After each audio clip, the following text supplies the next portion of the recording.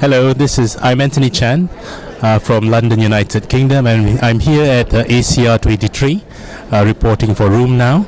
And today we've had some really interesting presentations here at ACR 23, and I'm together with my guest, Dr. Avin Maroof from the University of Kurdistan Howler. Yeah. And she has done some very interesting work as part of a multinational study looking at the concordance between what patients report and what the physicians assess their patients to do.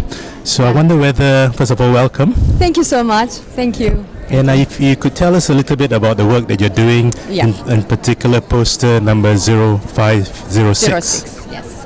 So the work is part of the bigger project, which is the tactic, which is first started by translating the PsA questionnaires to Arabic in order to validate it for our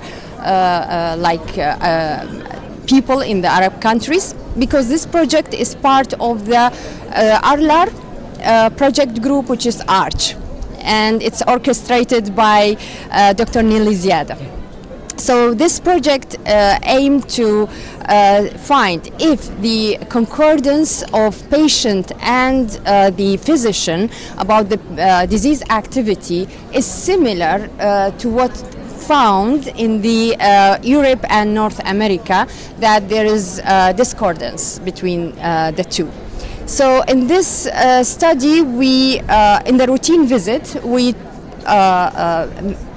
checked the both patient and physician global assessment, also correlated it with the demographic factors, also questionnaires about the disease, like the health assessment and the disability, the fibromyalgia rapid scoring tool also have been considered.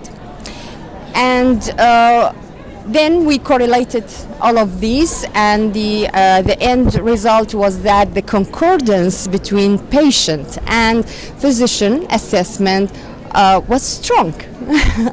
Like it was 84.4%.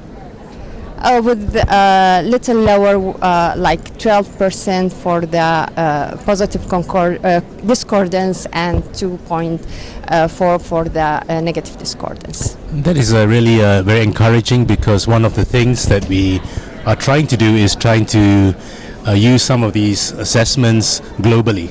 And a lot of the data that we have so far comes from Europe and North America. So this is a very welcome study where these assessments are done in different cultures and even in different languages. Yes. Were there some challenges in making these assessments when you were doing it in the study?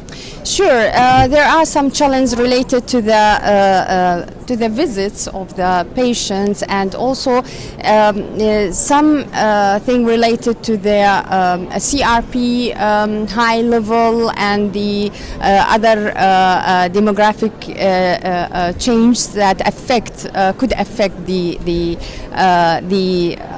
results.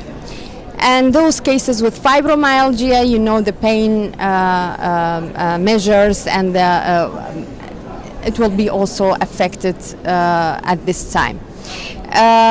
Other challenge was, this study is of 13 countries, and it is unselected patients, cross-sectional.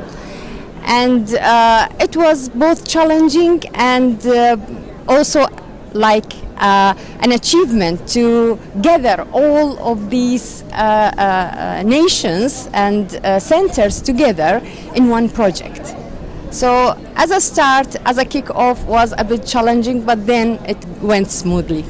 Yes, the literature suggests that there is still a discordance between what the patients perceive as being very important and what the physician or the assessor thinks is important. But increasingly, we are seeing that they are seeming to come together. Exactly. In your study was 84%, and certainly we have also presented today in an adjacent poster of our use of PsA 12, which is an assessment tool that the patients can complete, and the in-house clinical assessment by the physician, looking at attendance, swollen and joint count, and found again strong positive correlation. So do we feel that it is because there's more awareness both on the physician and patient aspect on these assessments, Yeah.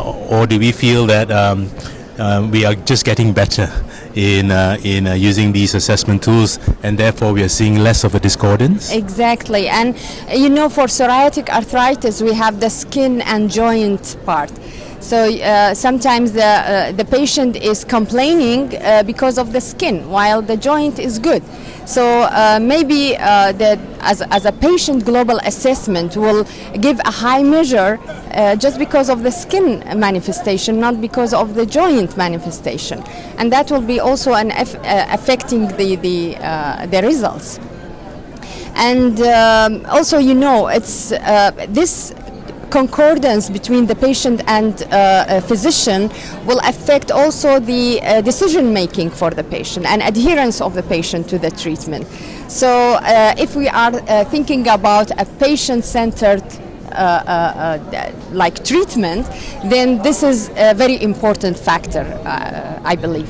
So we have to consider it for both parties or both sides. Exactly. And this is where the whole concept of shared decision making comes into play. And if we believe that if we can do shared decision making better, I'm sure it'll improve the adherence and also the compliance of the patient long term. For sure. Are there anything else you want to add before we talk about thank you very much for this opportunity, and I was privileged to present that poster on behalf of my colleagues. And I'm enjoying the ACR as well. Thank you very much, and thanks very much, Dr. Maroof, for joining us today and talking to you about a very big multinational assessment that also gives us a lot of insight beyond cross-boundary in terms of cross-cultures and cross-countries as well. Thank you for your time today. Thank you too.